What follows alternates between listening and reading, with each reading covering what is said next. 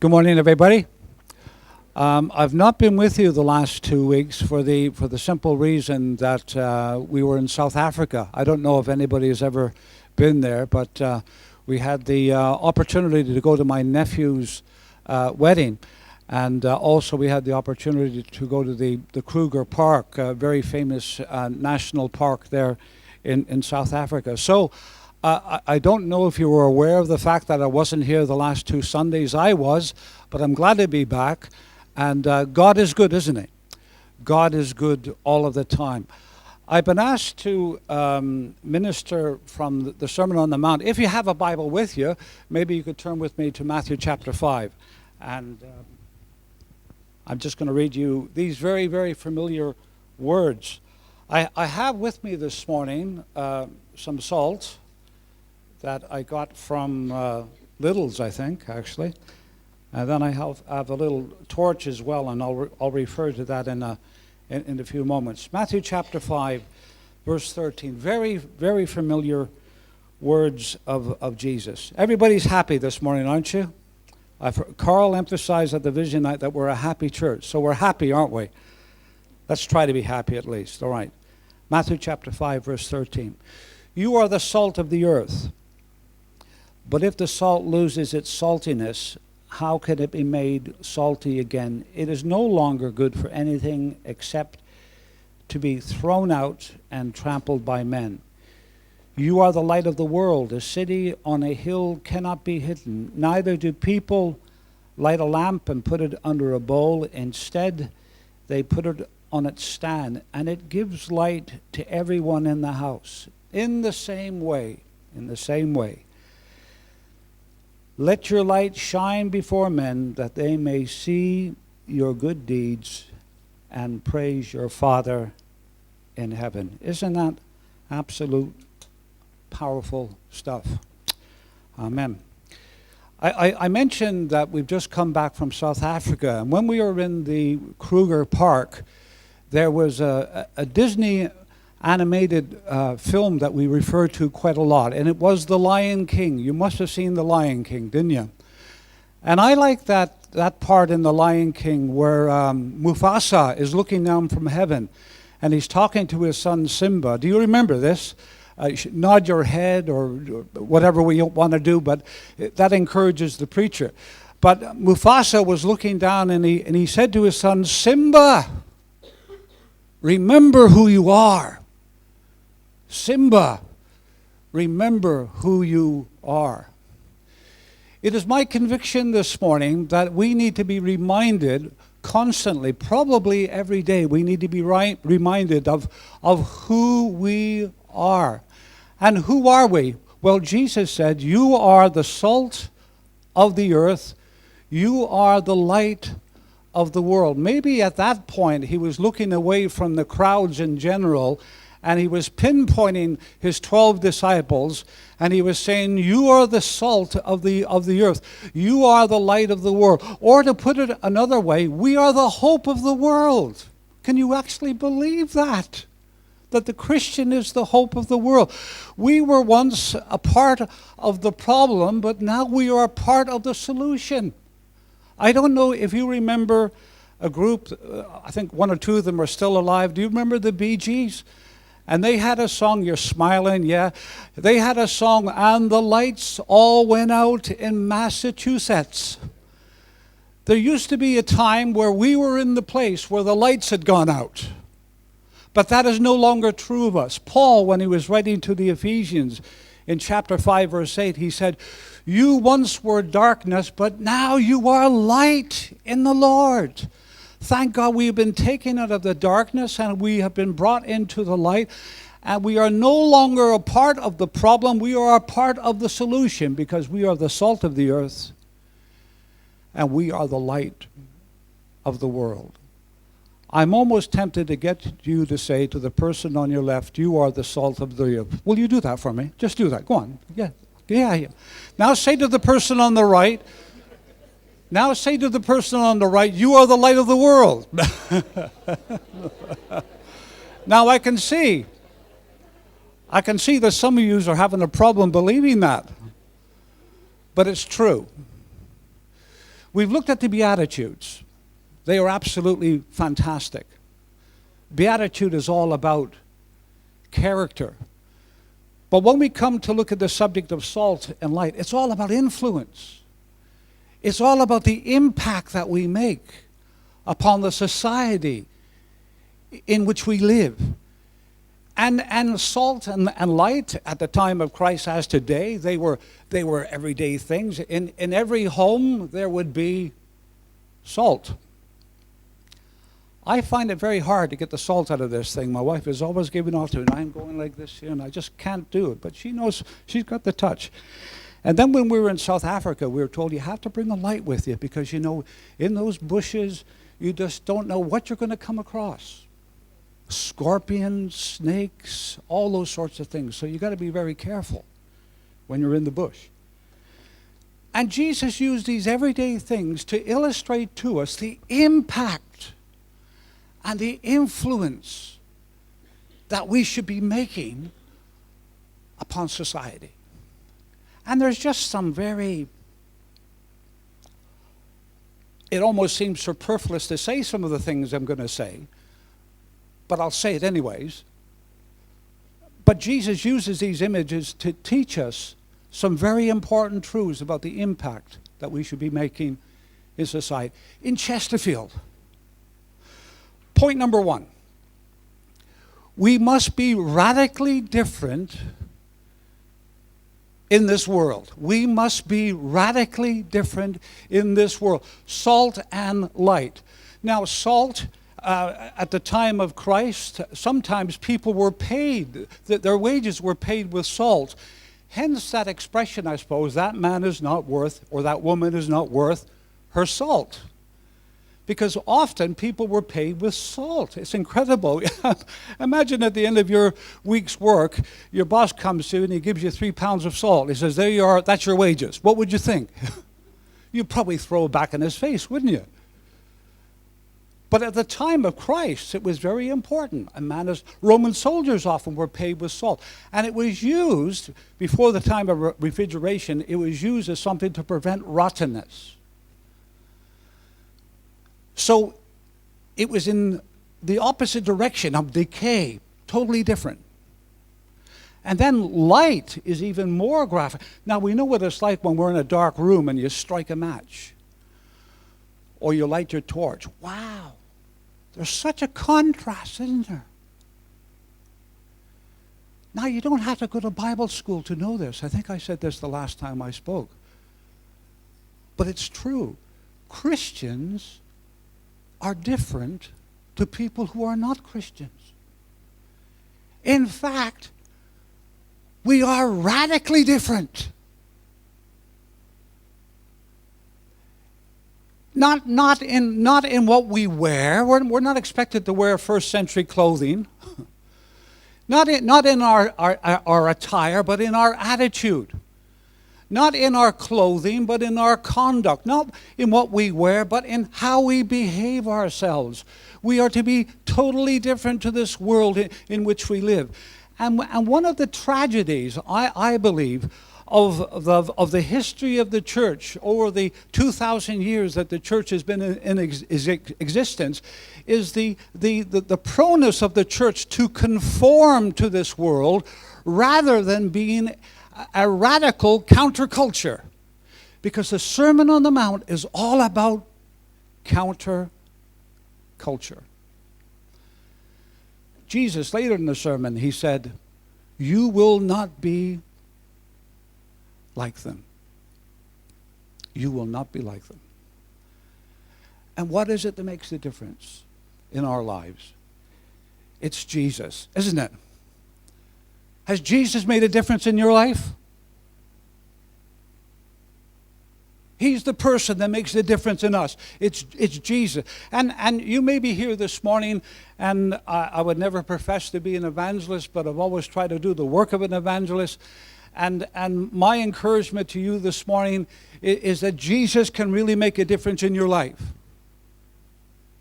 A total and complete difference.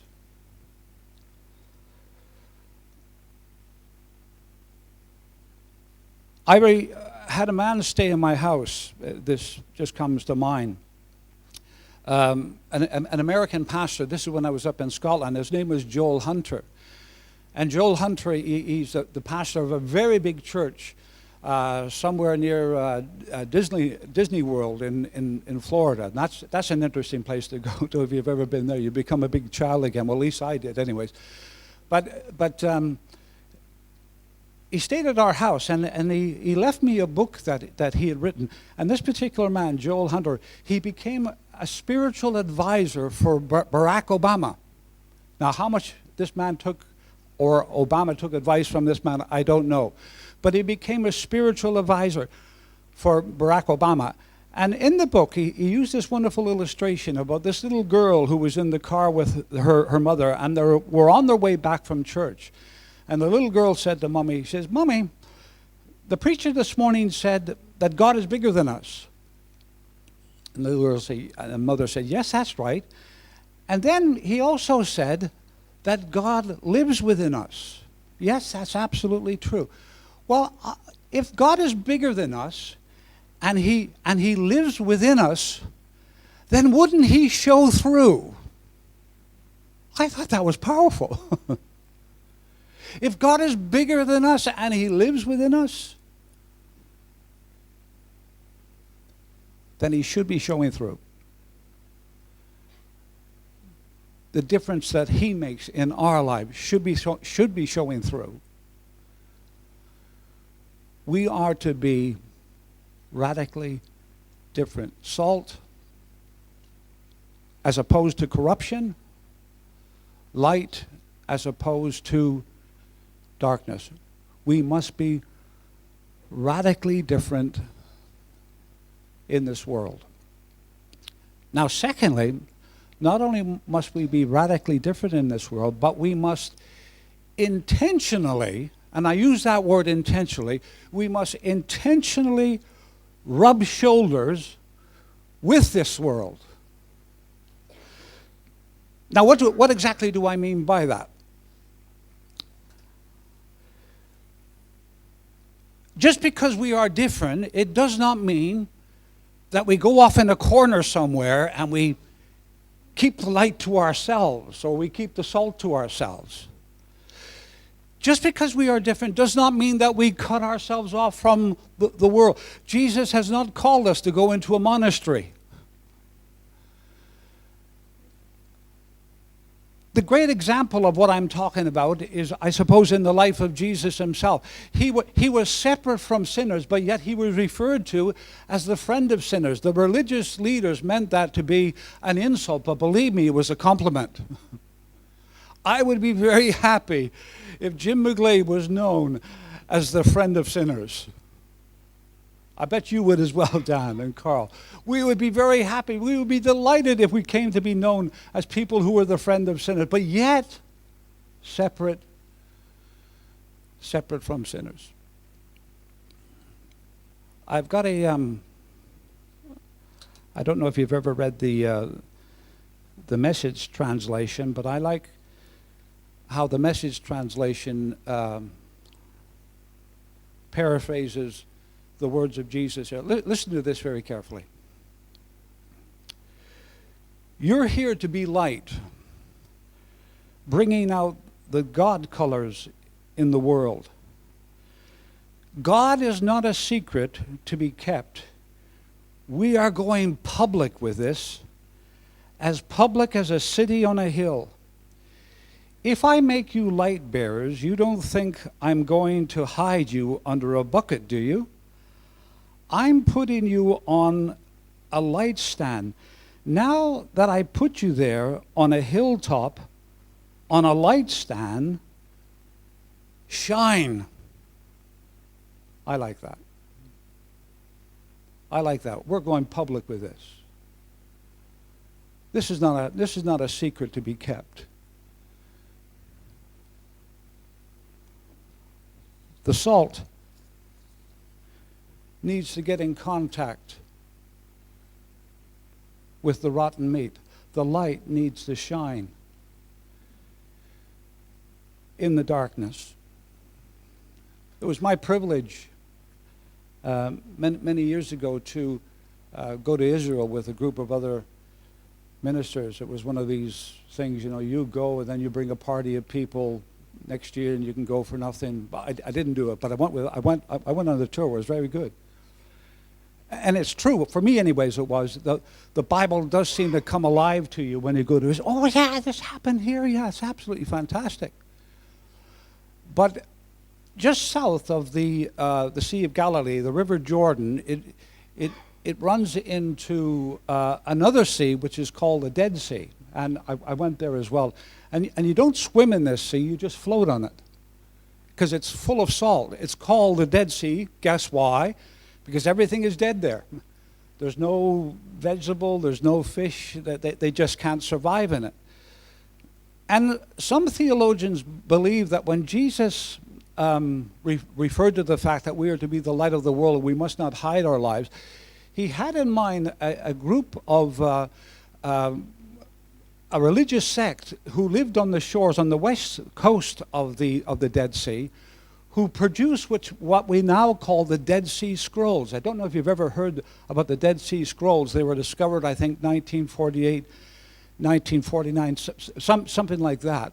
But it kind of revolutionized the thinking of people as regards the scriptures and the inspiration of the scriptures. And it was found that those copies of the scriptures were almost totally in line with the original copies which we had, which proved, not that we need that God's word is true.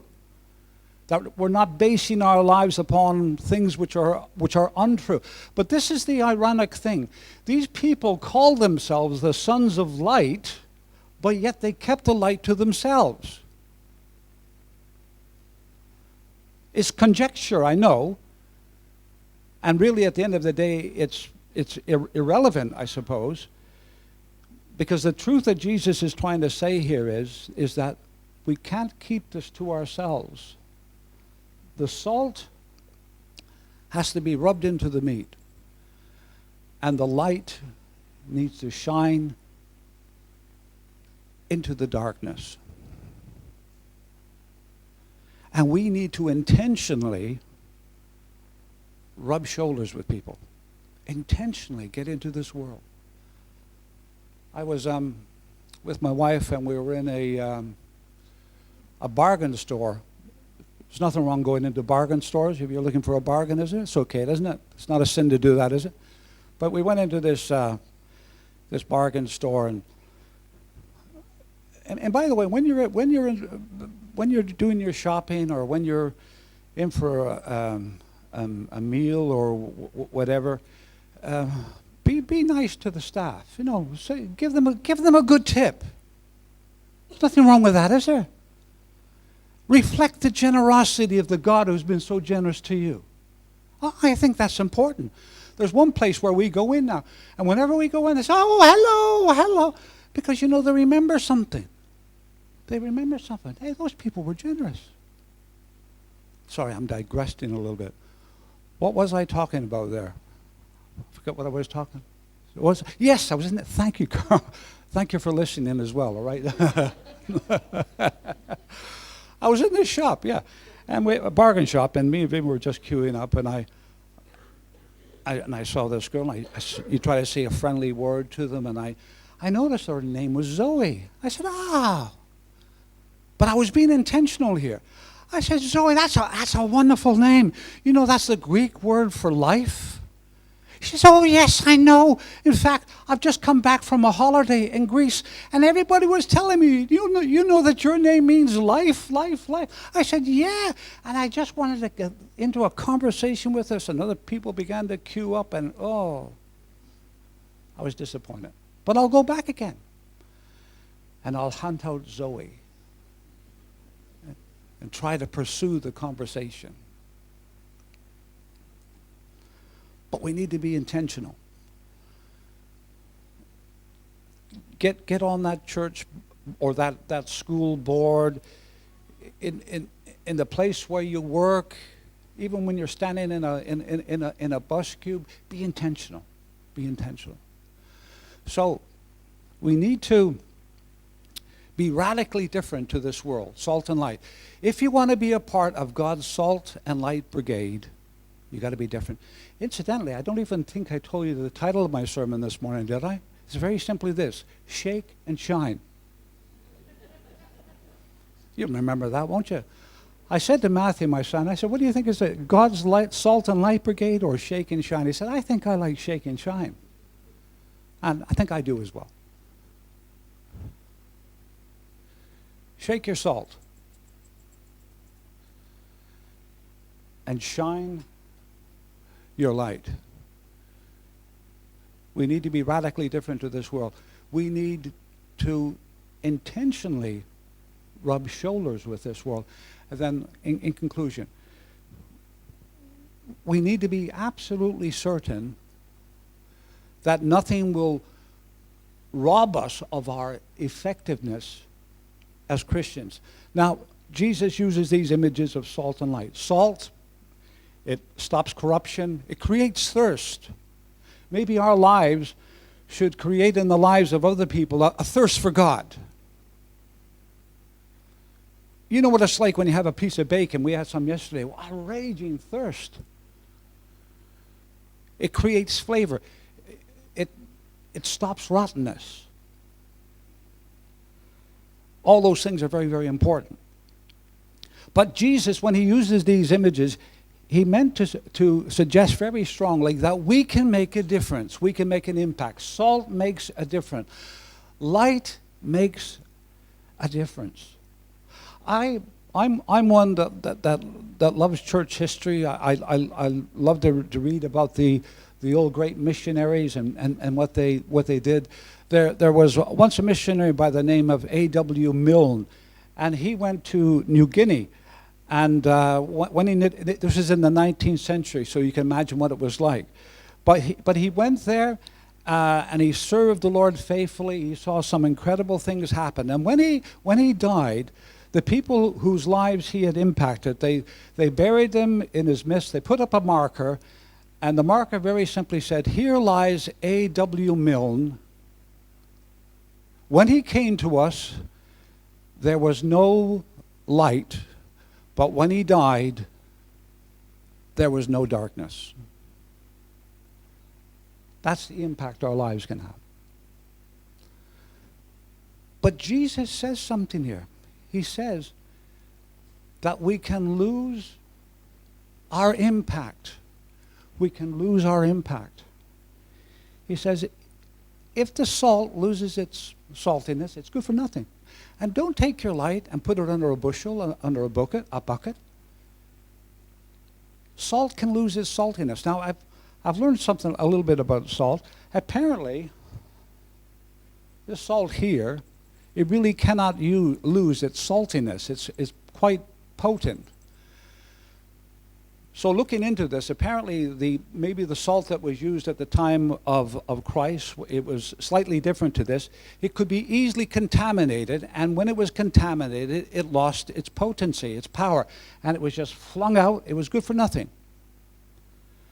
And Jesus said, as Christians, don't lose your saltiness. Because I know Christians who have. I know Christians who are incredibly effective for the Lord, but they lost something of their saltiness. And we maintain our saltiness, I believe, by living according to the teaching of the Sermon on the Mount, especially maybe the Beatitudes and so on, but we maintain our saltiness. He says, and then don't lose your brightness.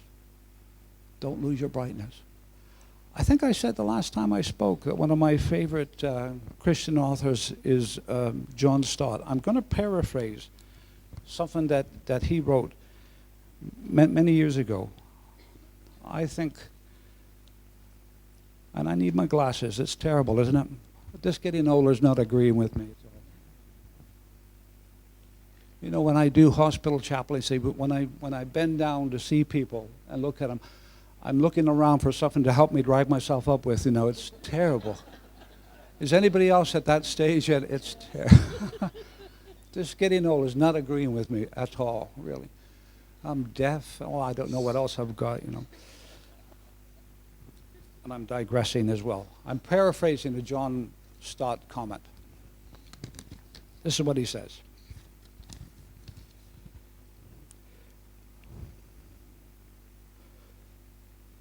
If a house is still dark, or if a house is still in darkness when light falls, there's no point blaming the house.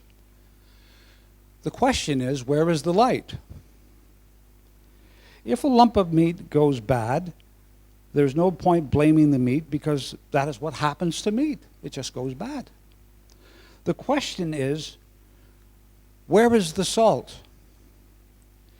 In the same way, when society deteriorates and begins to stink like rotten fish, there is no point blaming society. The question that needs to be asked is, where is the church?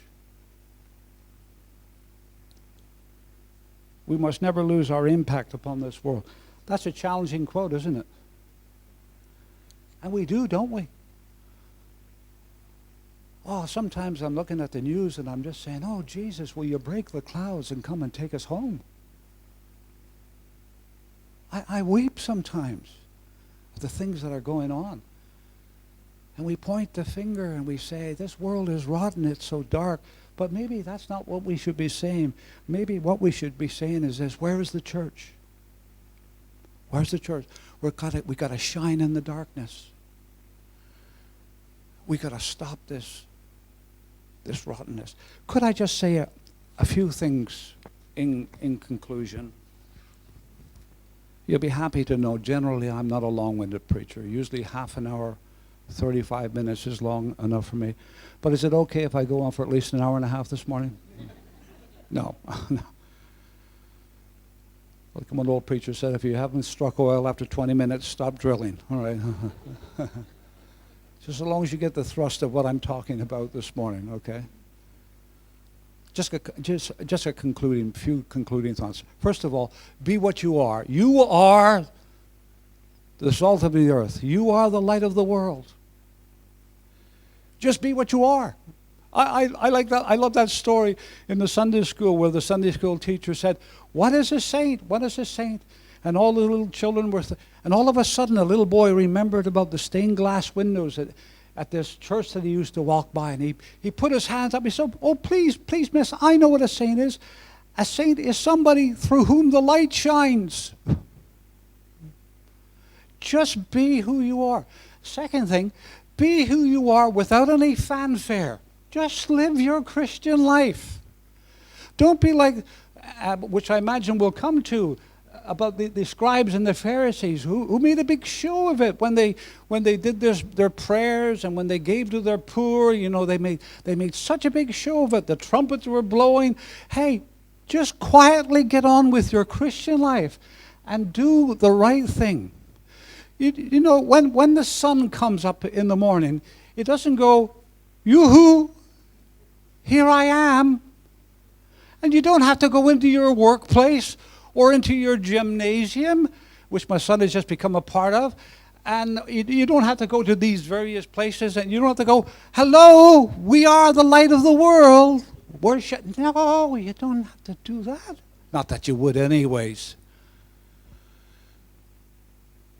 Without any fanfare. You just live your Christian life. And Jesus describes our light as our good works. We're certainly not saved by our good works, but we're certainly saved for them. Just silently do good. Leave that generous tip. Say that word of encouragement to the person on the till. Wherever you are, just try to let your light shine, but not in an ostentatious.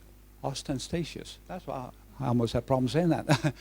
In that kind of a way, all right? Just let your light shine. Be what you are. Be what you are without any fanfare.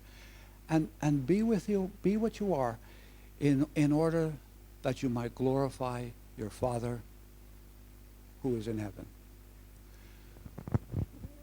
Jesus said, let your light shine before men so that they may see and glorify your Father who is in heaven.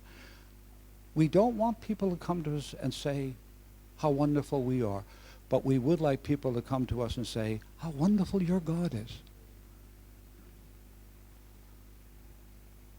Why is your life so different?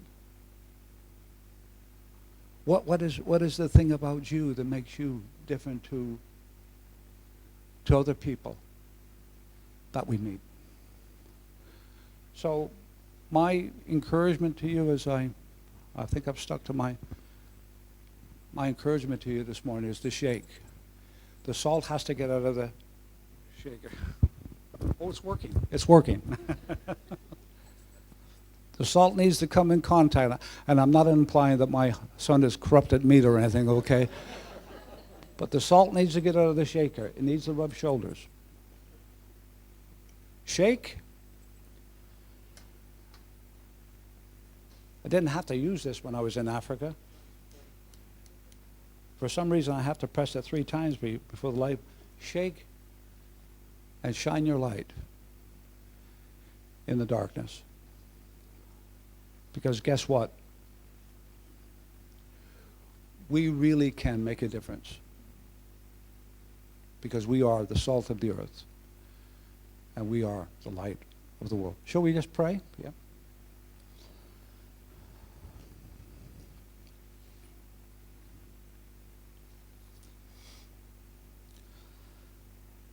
What a privilege, Lord, to be the bearers of your light in this dark world. Help us never to take that for granted. I pray that as we leave this place today, that all of us will endeavor as never before to intentionally make contact with people who desperately need to see your light. To make contact with people who have no hope. We thank you, Jesus, that you call us out of darkness into your marvelous light. And now you call us to go back into that world where you saved us from, to be salt and light. I pray for this church and for all your people here in Chesterfield, as we walk the streets of Chesterfield, that we'll just unconsciously almost shake our salt and shine our lights. In Jesus' name. Amen. Amen. Thank you for listening. Thank you very much.